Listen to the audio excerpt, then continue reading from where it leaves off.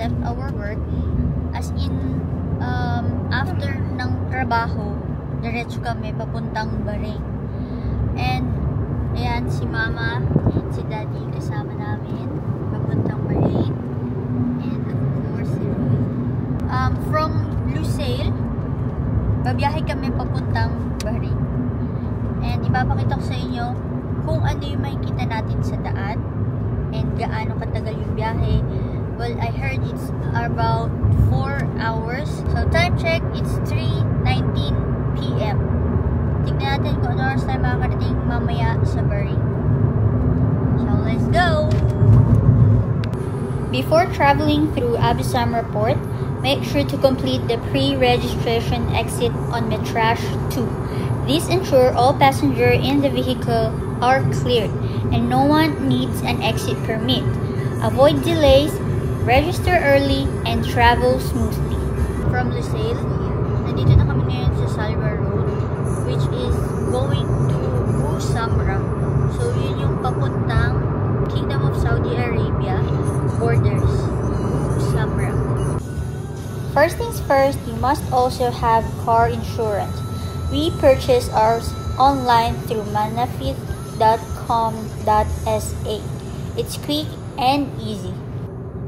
Next thing you want to do is to visit the official website ksavisa.sa to start your visa application. Next, check the different visa types under Explore Visa options. We choose the tourist visa, which is valid for 1 year and allows multiple entries. Then we reviewed the requirements and fees for our chosen visa. Next, we filled out the online application form with all our details. We then uploaded the required documents, our passport copy, Qatar ID, and 1x1 photo. You also need to buy medical insurance. It's required to enter Saudi Arabia. And good news, it's available directly on the visa site. Nandito na kami ngayon sa last bukod sa petrol station ng Qatar. So, bago kami pumunta sa gates ng borders, magpapagas muna ulit kami. So, time check is 4:22.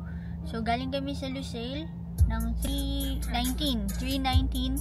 Now, it's 4:22. So, more or less 1 hour yung biyahe. Tapos, tingnan natin kung pwede ko ma-videohan dun sa border or hindi. Bababa muna kami dito sa Bukod, Sidra, kasi kami ay magto-toilet lang. Ayan. So, ang dami din nagpapagas ngayon. Nagpo-full tank talaga sila bago sila bumiyahe. Which is, yun naman yung tama. Yun din yung advice sa amin. Na bago ka lumabas ng borders, magpa-full tank ka muna dito sa malapit dito sa border. At if ever gusto mo mag-toilet, kasi ito na yung last talaga. Kapag lumampas na sa border, wala na, hindi ka na makakapag-banyo. Kaya, mag-CR ka na kasi hindi ka na ihilip. Check natin yung labas. Anong makikita nyo dito? Yan, tapos pa-check na rin kayo ng mga gulong, ng kung ano-ano. Meron din ako nakikita dito ang mga kainan. Ayan, may pharmacy din, and may karak maknes. So, yung mga mahilig sa karak, pwede din dito bumili.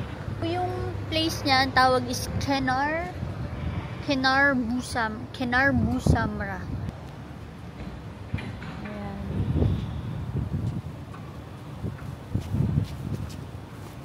Case, na magutom kayo. Ayan, may cakes, sweets, and sandwiches. May mga salad.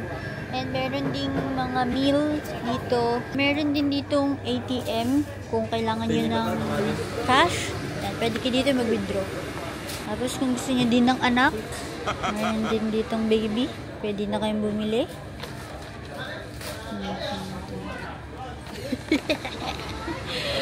So, 49 reals lang siya. Meron ka ng anak.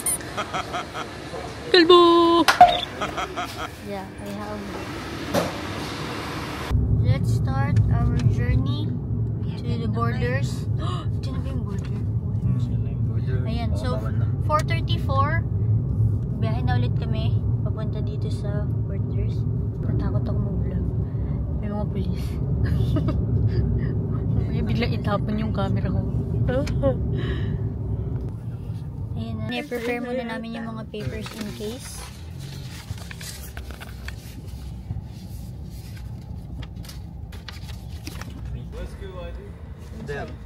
So, ang kailangan lang dito sa first border is Qatar ID, Qatar ID, and passport. Border officers need a clear view of your face to match it with your passport photo and biometric data. So make sure to remove your eyeglass, sunglasses, hats, or anything covering your face. So yung paper na binigay, i-scan mo siya here. Ayun na.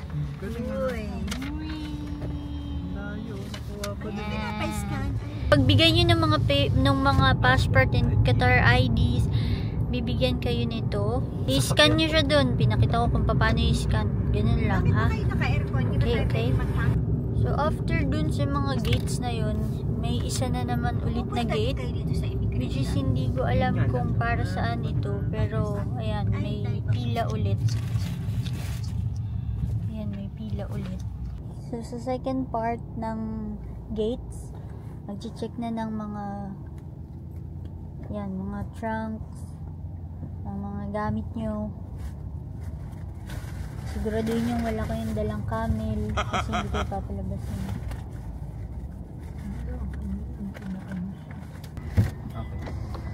Ayan, i-open pala lahat ng windows. Windows? Open? Ayan, open lahat ng windows. So, the officer will count how many people are in the car. Then, they'll inspect your vehicle. So, make sure to roll down all your windows and open your trunk for checking. Buksan na yung likuran namin.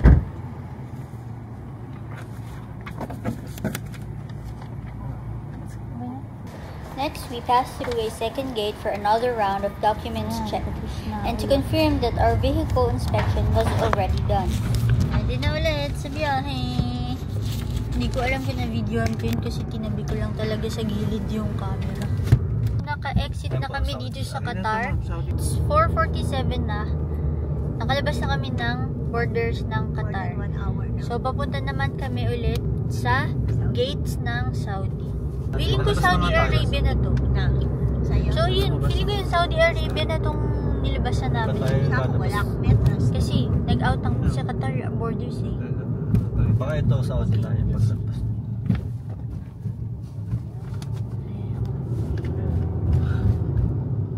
Ito yung makikita nyo kapag labas nyo doon. Ganyan lang siya. Oh my gosh. So, ganito yung babiyahin natin hanggang mamaya. Ganito lang yung itsura. Ang boring.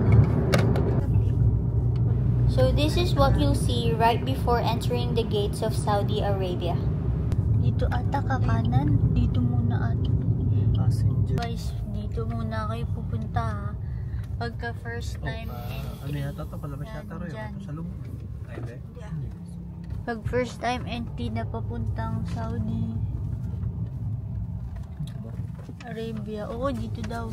Pag first time yung pumunta dito sa Saudi, yung gate na yun, bago kayo pumunta sa immigration, kakanan muna kayo. Meron kayo mababasa doon. Yeah, oo, dito. Para magpa-fingerprint bago pumasok. Mismo ng immigration. Ito yun. Saan tayo pa-park mo? So, baba muna tayo. Pupunta tayo dun sa fingerprint. Hindi ko alam kung paano eh. Pero, let's see kung ano yung magagawa natin. And hindi ko din sigurado kung pwede yung camera dito. Kaya, pag bigla akong nawala, either nabaril na or pinaalis na yung camera. Pero tignan natin kung ano yung mangyayari. Kasi hindi namin alam. Kasi ayan, yung nasa likodan ko actually. Yan na yung immigration. So, sinabi sa amin na before kami pumasok ng immigration, kakanan muna kami. May makikita kami munang entrance pa kanan. Tapos, magpapa-fingerprint. Hindi ko rin alam kung combine ang lalaki at babae. Pero usually kasi diba hiwalay ang lalaki at babae kapag may mga government something sa Qatar. Maybe. Let's see. At this moment, an officer called Roy and asked if we already had our visa. When we told him we did, he advised us to go to the other building. He said it's the blue building. Doon daw kami sa kabila. Gano'n siya magtawag. Paano magtawag, ma? Yan, hindi na namin alam kung ano yung nangyayari. Doon daw. Ako naman. Saan ka? Huwag kayong mag-alala. Aalamin namin kung paano yung talagang gagawin. Para pag pumunta kayo dito, alam niyo na kung ano yung gagawin nyo. Kasi dito kami pumunta sa passport, yung building 2, passports, nakalagay. Ang sabi sa amin, hindi daw kami doon. Kasi meron na kaming visa. Sa online kasi kami bumili. Sabi, doon daw kami sa kabilang building. So, nandito kami ngayon sa building 1, which is hindi ko alam kung ito ba yun. Walang tao. Walang tao. So, hindi dito yun. Sabi blue building eh. So, feeling ko That one, ang layo ah. That's So, may explain ako sa inyo. Kapag wala pa kayong visa at kukuha pa lang kayo ng visa dito mismo sa immigration, pagka may visa na kayo through online, hindi kayo dito sa may first gate papasok. Doon kayo sa kabila, yung blue na building para sa fingerprint. Hindi dito sa isa. Kasi dito sa una ata, dito yung mga wala pang visa. So doon tayo sa may kabila. Yaman. Ding, katabi lang naman siya eh. Ayun, nakikita niyo ba yun? Katabi, layong. Ayan, yung blue building. Ayan. Diyan tayo pupunta. Doon may galing kanina oh. Dun oh. Hindi dun ha. Dito kayo pupunta. Okay.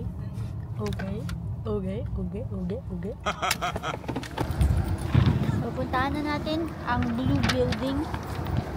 Check natin kung ano yung pwede natin makita doon. Tinitignan nila ako kasi nag-vlog ako.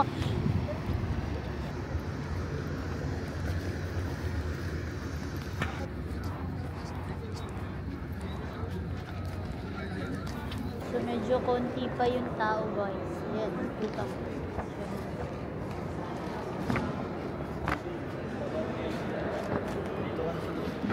We're done with our fingerprints. Ang bilis lang, as in, like, mga parang 15 to 20 minutes lang yung fingerprint. Ang bilis lang niya, promise. Ewan ko, siguro sa time na to, pero kasi, kanina parang dumadami na yung tao habang nakapila kami. So, time check, 5:22. So, kanina, 5:22. 5:22 from dun sa may kanina dun sa may Bukod is 4:30 ata, and then ngayon 5:22 na. So 1 hour din halos pala yung pag-asikaso. Anyway, let's go again to our next destination. Now guys, we're entering the Saudi Arabia immigration. This is actually the third gate we've passed through since leaving Qatar. Here, they'll check your passport again along with that paper that has the barcode. Guys, tingnan nyo naman gaano kahaba ang Hindi ka pa pwede dito? Z po yung mga pila. Stop. Sabihin. Oh my So, dito tayo magtatagal. Sa tingin ko lang. So guys, timer run natin dito kung gaano tayo katagal pipila. It's 5:33. And tignan natin kung gaano katagal tayo dito na pipila. Dito nagbukas Roy, please! Lilipatan naman sila. Sige, lipat ka na. Lilipat sila lahat. Bawas ka pa. Sige, bawas ka pa ng mga ngilan-ngilan. Yan, so Please na kailan yan? Dalawa. nagbukas yung isang parang toll gate. Nakadalawa kang So, bawas. naka-move kami ng a little bit. So, 5:33, Barcode.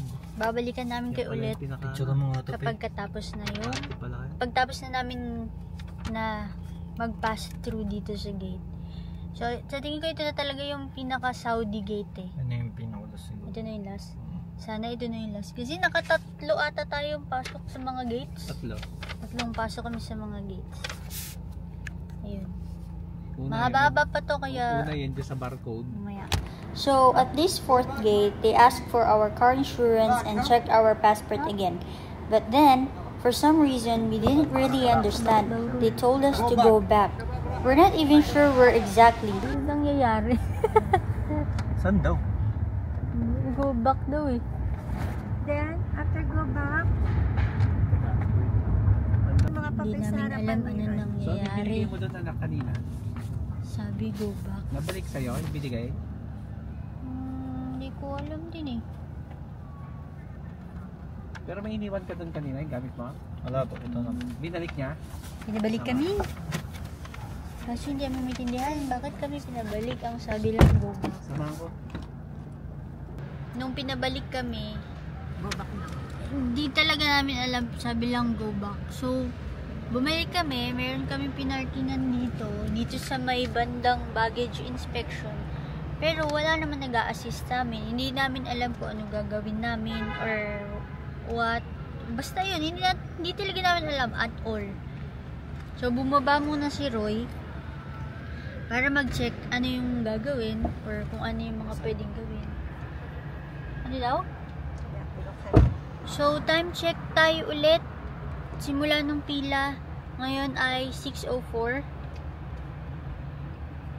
Yan, simula ng pila, nakalampas naman kami.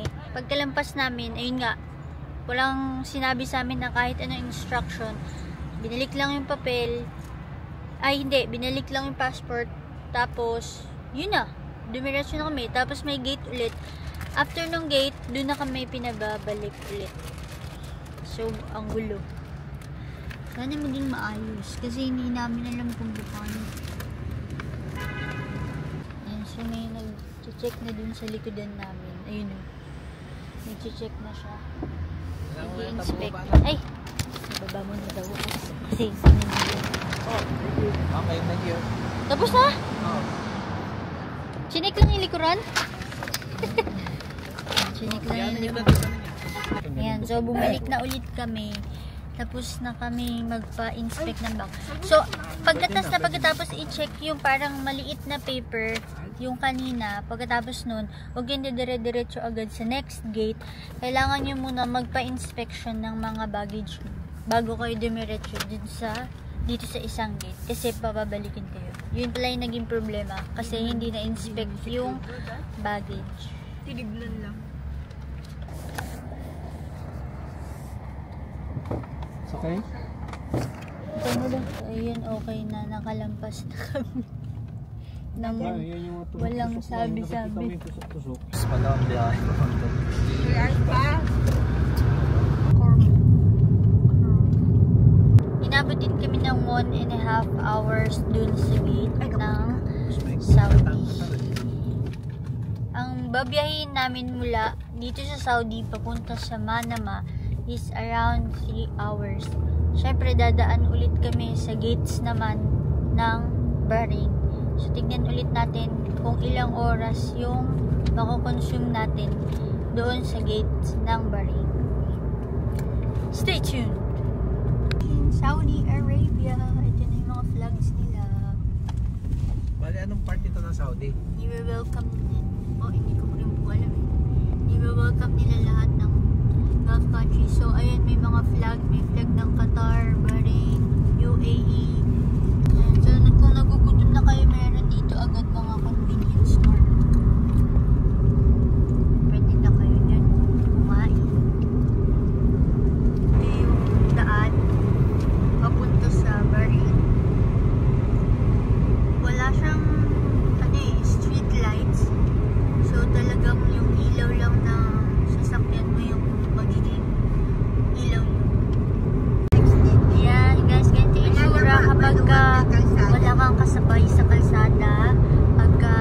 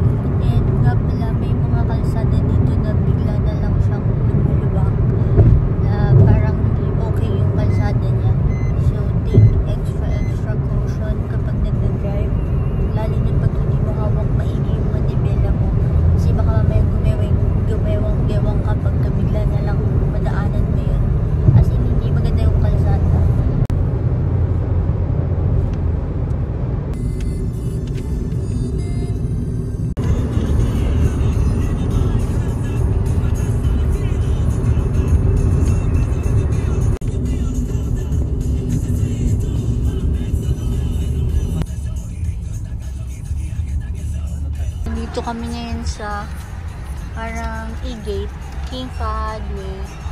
Tapos, kailangan mong magbayad. Napunta kami sa may prepaid na... Tip. Thank you. Bye-bye. So, ito na yung bridge na papunta sa Bahrain. Dito sa mga side, itong side na to, tubig na yan. Mga tubig. As in, bridge lang tong dinadaanan namin. Papunta na kami sa Saudi. Ito siya, oh. So, tubig na yan. Tapos, ito yung bridge na dadaanan namin. Medyo mahaba siya.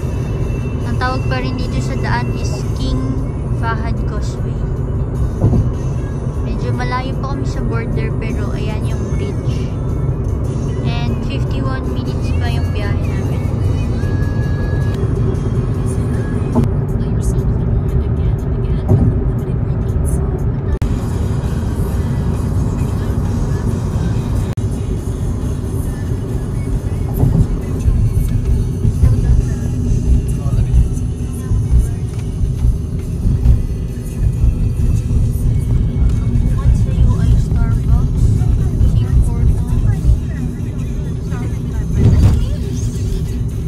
Departure to Kingdom of Bahrain.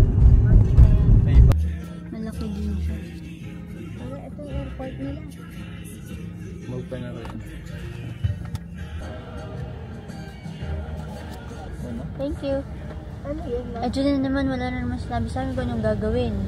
Ayun, meron na namang mga check-check. Baka mag-check na naman dito, ah. Dito. So, after i-check yung passport namin and everything, may ibibinigay ulit na paper sa amin. Ito. Tapos, meron ulit tayong papasukan na parang toll gates na tingin ko ibibigay natin yan. So, let's check. Thank you. Every time papasok kayo sa immigration, ibaba nyo lagi yung mga windows nyo kasi lagi nila tinatanong kung ilan yung tao sa loob ng kotse. Okay? So, meron ulit tayong papasukan. Tarang! Dito naman parang may perya dito sa Bahrain. Ang daming kulay. Ang saya. Dumating pala kami dito around 8:40, mga ganyan. Tapos, dito sa immigration, nabilis lang naman. Hindi siya ganun katulad sa Saudi na sobrang haba ng pila or what. Pero dito, parang mabilis lang yung galawan niya. As in, mabilis lang. Next, ano na to? Ito, insured. Nakikita nyo to, insured. Nakasulat dyan eh, insured. Ayan, insured. Diretso. Ay, no. Ayan. Pasok na. Nabasa ka na? Ayan na, nakadaan na kami. Meron kami insurance eh. Through online kami nag-avail. So, exactly 9 p.m. We're here in Bahrain. If you have any questions about the required documents, feel free to leave a comment below. I'll do my best to answer them based on our experience. Alright, so as of now, we are heading to our hotel in Manama. So, nandito na kami sa aming hotel. Nakarating na kami dito sa Manama at 9:30 p.m. Mga kaibigan, ipapakita ko sa inyo yung entrance ng hotel namin. Hindi to fancy hotel. So, nag-book na kami dito para tulugan lang namin. Kasi nga, syempre, maglilibot kami. And, normally naman, hindi kami talaga nag-book ng fancy hotel kapag ka nagta-travel kami. Since, mas iniisip namin na yung pera na gagastusin namin is for, you know, food, amusement, kung ano-ano man na pwede namin gawin. Kesa i-book namin sa hotel. Since, ang hotel kasi tutulugan mo lang naman. But, let's see inside kung ano yung mga amenities niya and kung ano yung pwede nating makita sa loob ng hotel. Okay? So, ito yung entrance ng hotel. Yan. Tapos, ito yung kalsada. So, paglabas mo, nandito ka na sa highway. Ayan.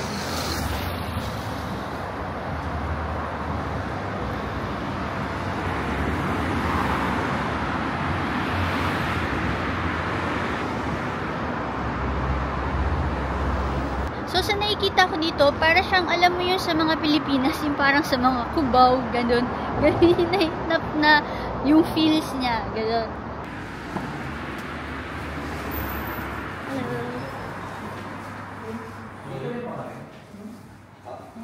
So here's the lobby.